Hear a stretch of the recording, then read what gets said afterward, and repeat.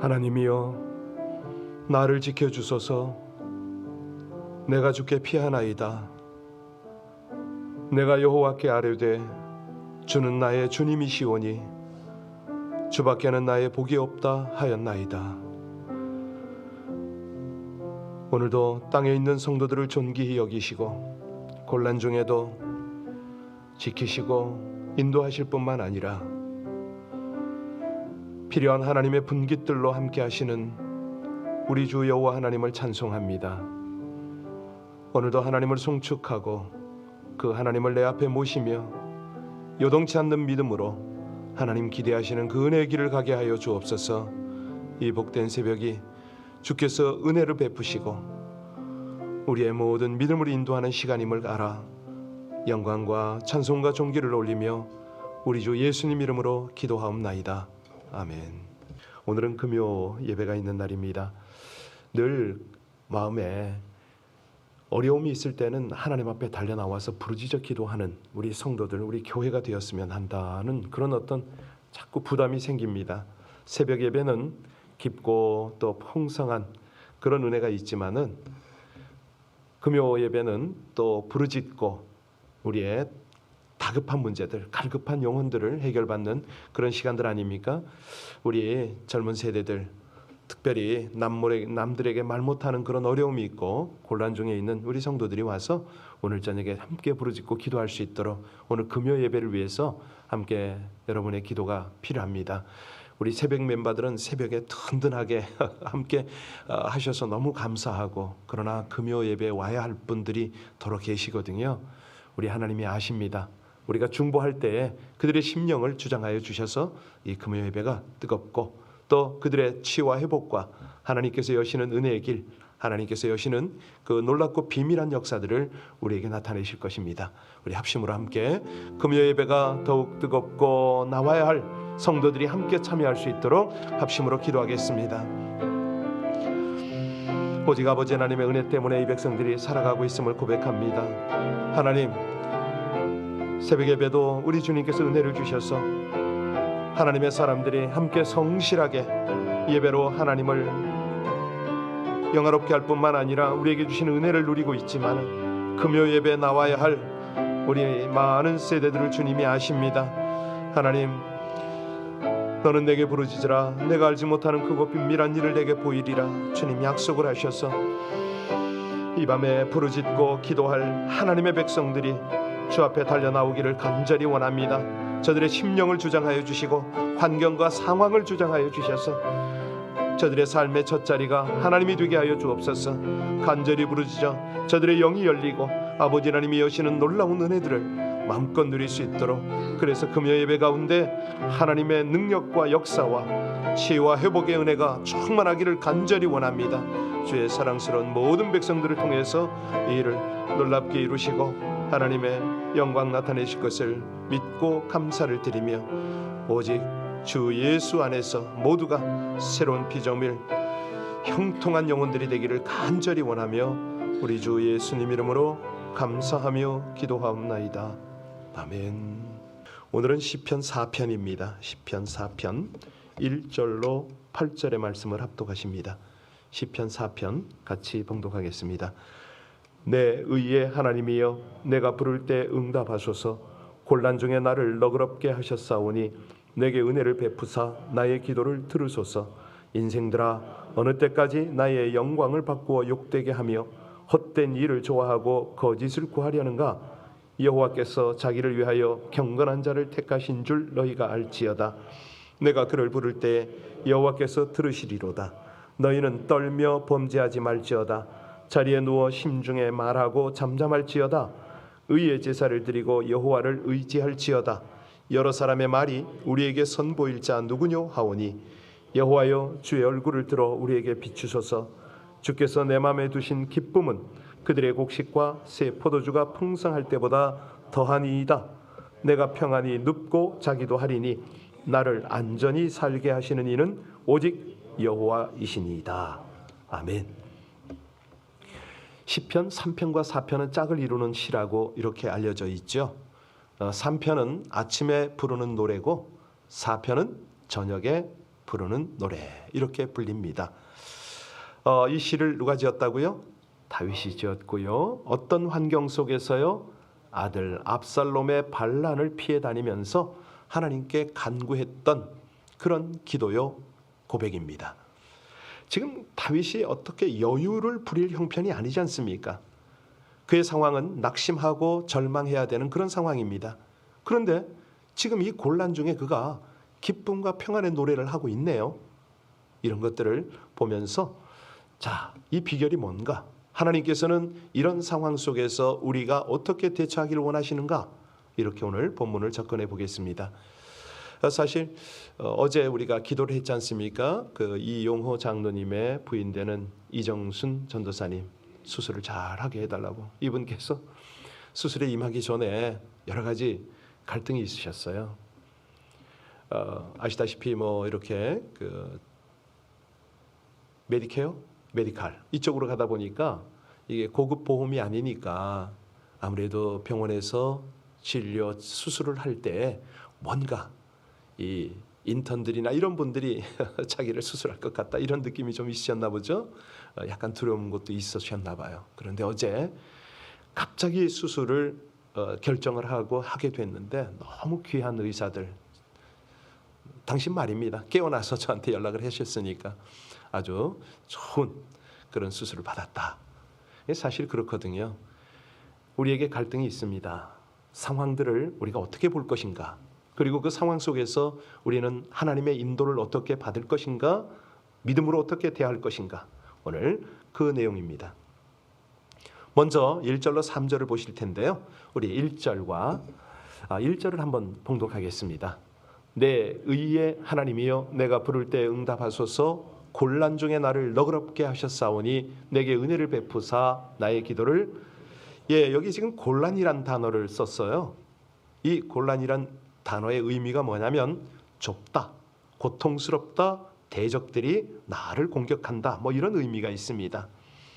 사실 피할 데 없는 좁은 이런 곤란이란 말, 그러니까 다윗이 지금 아들에게 쫓기고 부하에도 쫓긴다고 그랬지 않습니까? 막다른 골목입니다. 우리가 살다 보면 이 같은 막다른 골목에 다다를 때가 많이 있지 않습니까? 그럴 때 우리는 어떻게 할 건가?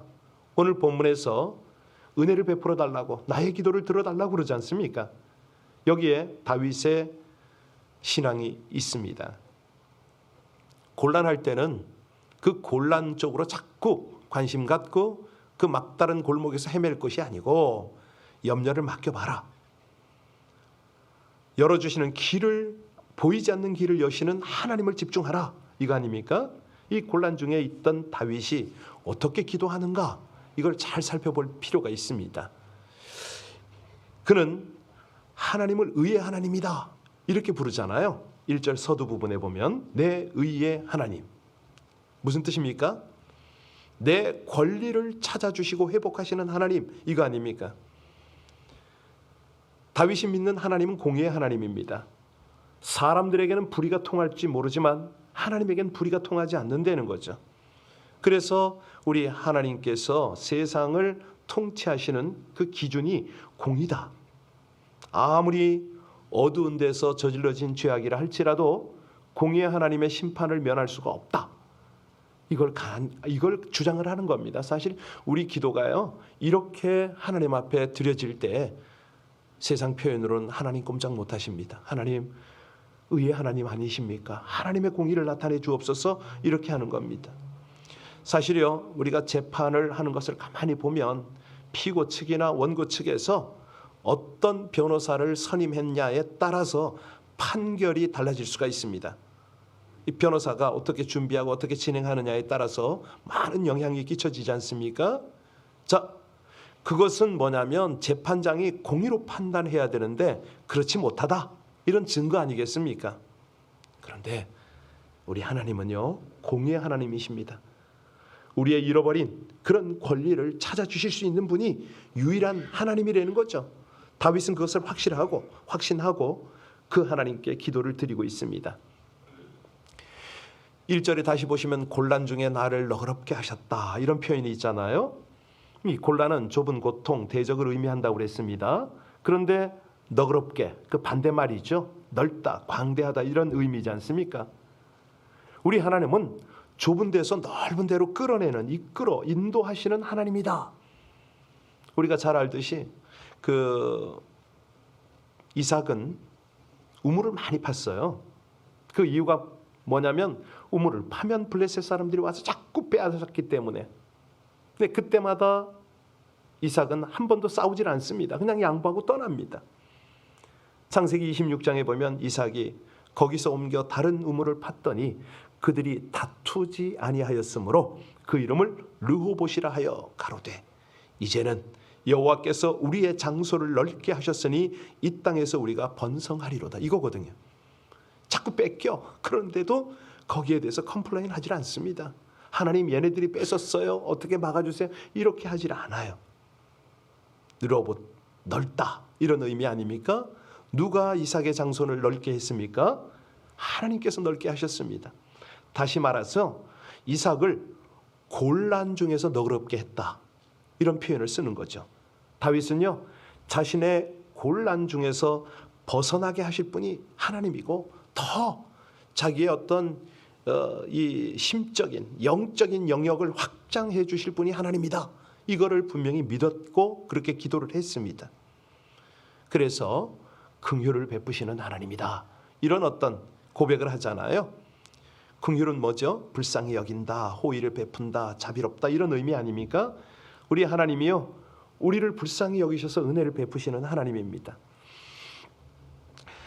하나님께서 인자를 쫓아서, 주의 인자를 쫓아서 우리를 긍휼히 여기시고 많은 자비를 쫓아서 우리의 죄과를 도말하소서라는 고백이 있는데요. 다윗이 이 곤란 중에 하나님께 부르짖는 이유가 뭐냐? 우리 2절 같이 봅니다. 2절 같이 읽겠습니다. 인생들아, 어느 때까지 나의 영광을 바꾸어 욕되게 하며 헛된 일을 좋아하고 거짓을 구하려는가? 이 무슨 말입니까? 다윗의 왕권을 붕괴시키려는 이 압살롬 일당의 쿠데타는, 이거는 허사로 끝날 거다. 다윗이 이걸 내다본 거예요. 그러니까 사람들이 헛된 일을 좋아하잖아요. 거짓을 구하잖아요. 얼마나 어리석습니까?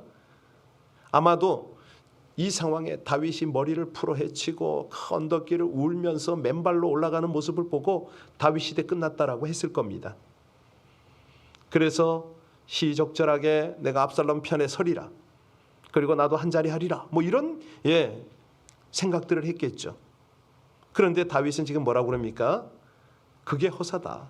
너희들 왜 괴후를 구하는가? 왜?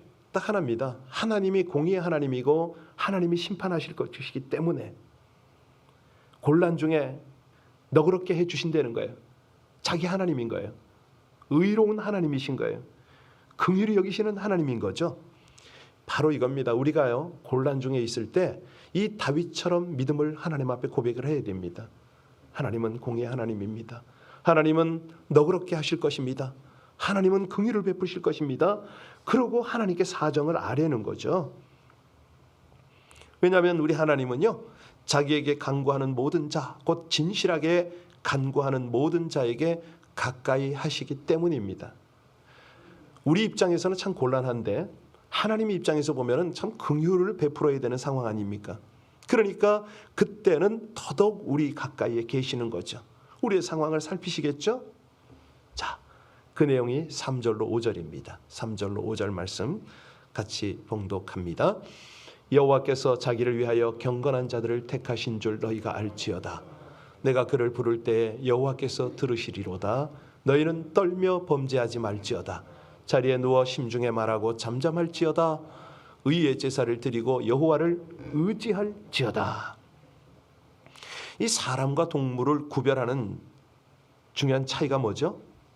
동물은 본능에 의해서 살아갑니다. 그런데 사람은요, 본능을 다스리고 그걸 어떻게 생각하면서 아주 인내도 하고 또 뭐 여러 가지 상황을 판단하면서 살아가는 그런 존재라는 거죠. 육체적 본능대로 살아가는 사람을 우리 뭐라고 그럽니까? 동물적 수준의 인간이다, 이런 표현을 우리가 하잖아요. 먹고 싶은 대로 먹고 하고 싶은 말 다 하고 마구잡이로 이렇게 살아가는 사람들이 있습니다. 그런 이런 사람들은 자기 생각만 하는 본능을 따라 살아가는 이른바 속물이라는 거죠. 그래서 인간의 욕구와 성장에 관한 한 많은 심리학의 이론들이 있지 않습니까?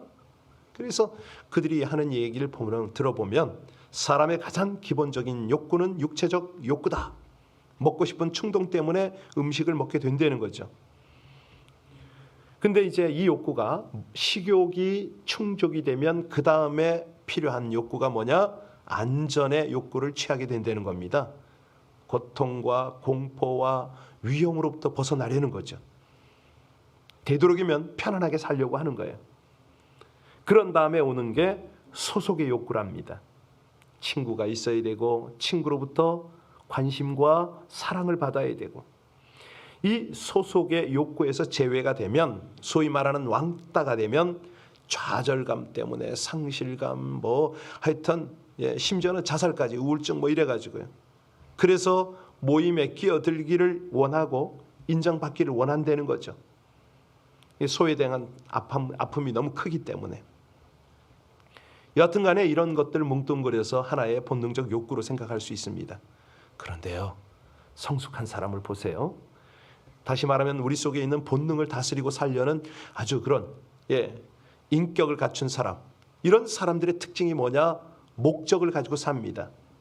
선한 목적, 그것도 하나님이 원하시는 목적인 거죠. 그 목적을 위해서 때로는 자기를 제어하고 손해도 보고 어려움도 겪으면서 그 일을 이루어 나간다는 겁니다. 이런 것들은 본능을 뛰어넘는 어떤 뜻을 가진 사람들의 모습이죠. 사람이 먹어야 살지만 먹기 위해서 살아가는 동물적 존재는 아니잖아요. 몸을 위해서 잘 먹는다고 하지만 먹는 것 가지고 그 사람의 인생이 참된 의미를 추구하는 건 아니잖아요. 그래서 인간의 욕구대로 살아간다면 동물적 어떤 그런 인생이 되겠죠. 하나님께서 말씀을 하십니다. 여호와께서 자기를 위하여 경건한 자를 택하시는 줄을 너희가 알지어다. 다윗이 정말 하나님께 온전히 사로잡혀서, 저는 이 성경의 많은 인물들 중에서 다윗의 영성을 제일 부러워하고 제일 따라 배우고 싶은데요. 다윗이 그런 고백을 하잖아요. 자기만의 시간 속에서 하나님을 깊이 묵상했기 때문에 이런 고백이 나온다고 봅니다. 여하튼 간에 시편 4편은요. 분주하고 복잡한 시대로 비유하자면 성경으로 비유하자면 사망의 음침한 골짜기죠. 그 속에서 경건한 성도가 살아가는 모습을 지금 우리에게 도전하고 있습니다. 자, 이 시편 4편이 다윗의 찬송이고 다윗의 기도잖아요. 그런데 그가 마음을 토해내는 이 찬송과 기도, 언제나 하나님 앞에 그의 삶이 경건한 삶이 되도록 이끌어 갔다는 거죠. 그랬더니 하나님께서는 자기를 위하여 경건한 자들을 택하셨다. 콰이어트 타임, 우리 경건의 시간을 가지시는 분들한테 제가 묻습니다. 경건의 시간, 그게 궁극적 목적이 뭡니까? 왜 우리가 그런 걸 가집니까? 라고 이렇게 묻는데요. 하나님 앞에서 자기 마음과 영혼을 돌아보는 그런 시간 아닙니까? 그래서요, 디모데전서 4장 7절 8절에 그런 당부를 합니다. 망령되고 허탄한 신화를 버리고 오직 경건에 이르기를 연습하라. 육체의 연습은 약간의 유익이 있으나 경건은 범사에 유익하니 금생과 내생에 약속이 있느니라. 그러니까요, 이 경건의 시간을 가진 사람에게 우리 하나님께서 가까이 하실 뿐만 아니라 놀라운 은혜를 베푸신다는 거죠. 오늘 본문을 보면은 환난 중에, 곤란 중에 떨며 범죄치 말아라. 그것이 이제 비결이 경건이기도 한데요. 이 말씀의 뜻은 뭐냐면, 내가 화가 나지 않습니까? 인간은 다 화를 내게 돼 있는데 분을 내어도 범죄치 말라. 이런 뜻도 되고요. 죄의 어떤 가공성을 좀 깨달아라. 죄가 나를 주장을 해도 범죄치는 말아야지, 이런 겁니다. 그런데 그렇게 할 수 있는 방법은 뭐냐? 하나님을 두려워하는 마음, 떨리는 마음이 있다면 그게 가능하다는 겁니다. 죄의 삭은 사망이잖아요. 그런데 사망 전에 이 죄가 우리 마음, 우리 육체에 얼마나 고통을 가져옵니까? 죄는 잠시 낙은 누릴 수 있어요. 그런데 고통은요, 계속 되잖아요.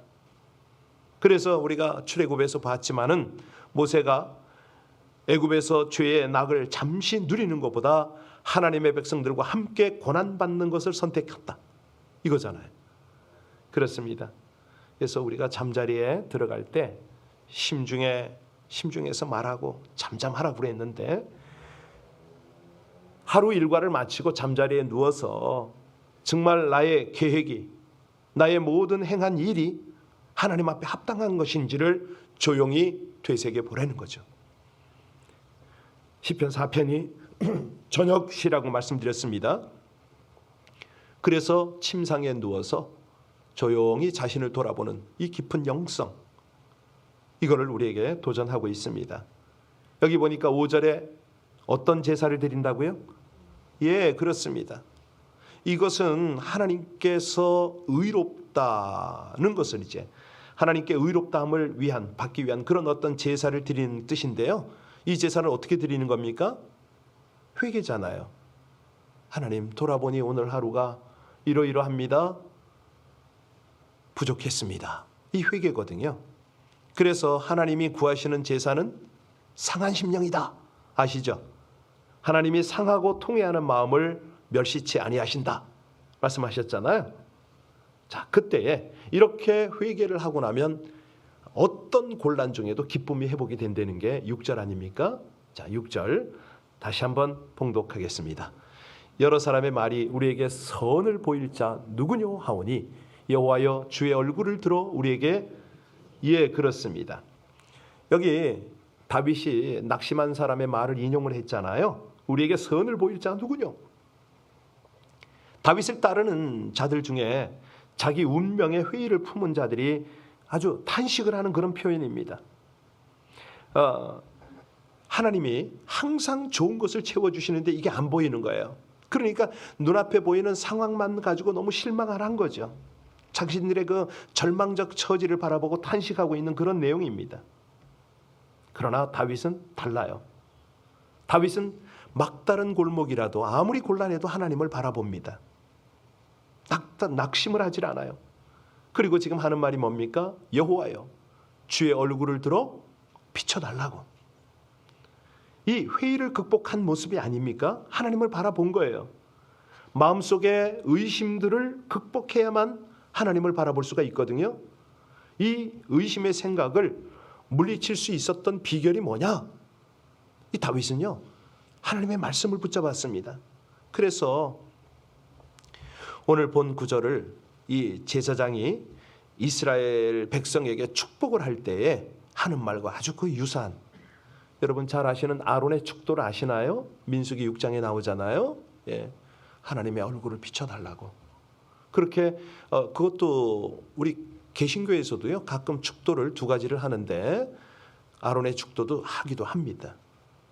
바로 다윗이 그 구절을 생각했나 봐요. 하나님의 얼굴을 비춰달라고.